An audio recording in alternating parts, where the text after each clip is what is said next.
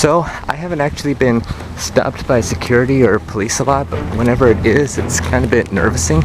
And there was a couple of incidences where I thought I was going to be arrested, one of which I'm just not comfortable saying right now.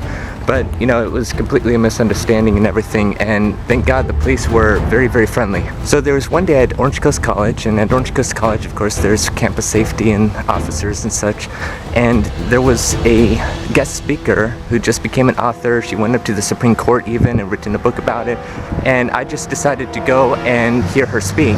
And it was in the science hall one day. It was like at the end of the fall 2018 semester. And I was trying to get there a bit early, and I was brisk walking to the science hall, and I saw a few people over there, including an officer, and I didn't really think much about it.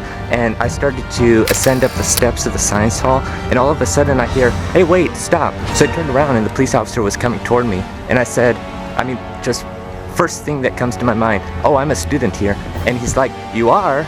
Well, there's a guest speaker right here, and I just need you to open your bag." So what I had was this big airport luggage type backpack on wheels, or whatever you call it, and that's because I was taking science classes, and I had a lot of textbooks, a lot of notebooks, and a lot of pens, pencils, Scantrons, you name it.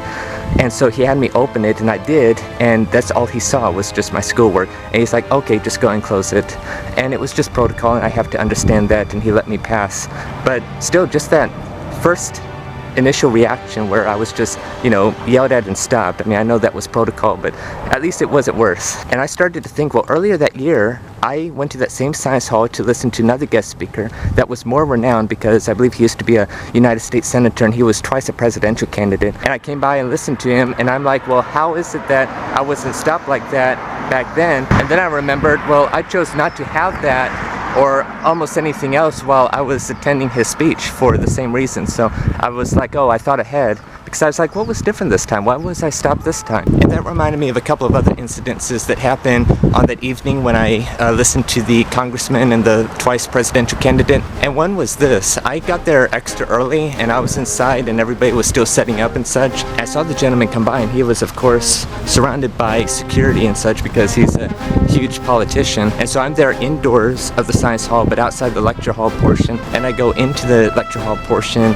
and I see him and a couple of other people. I'm like, oh, these are people that are just attending the speech. And so I walked down and I asked one of the coordinators, I forget what I asked, maybe it was like, where should I sit or something like that. And he widened his eyes and said, no one's supposed to be here right now.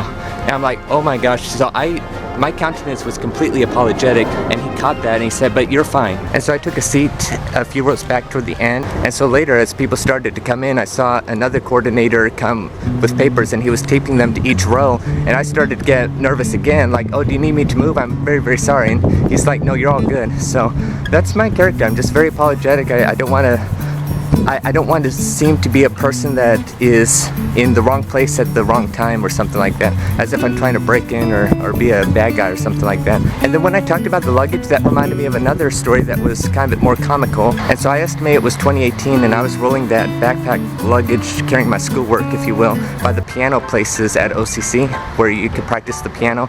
And a person called out from a distance like, hey, are you going to the airport?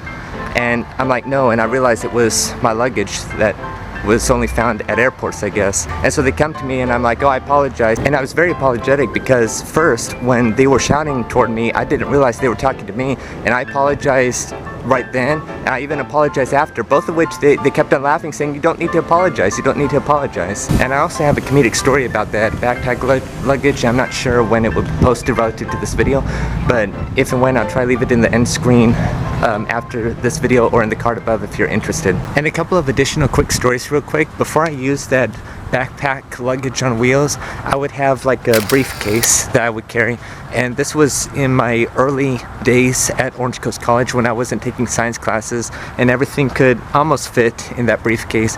And I had the briefcase because it was a friend from church who gave it to me, and I had a couple of interesting stories with that briefcase. It was like a hard briefcase, not like a leather briefcase. I was walking around the campus of Orange Coast College, and I ran into a fellow usher from St. Andrew's Presbyterian, and we said hi, and he was noticing my briefcase, and first thing he says is, do you have a bomb in there?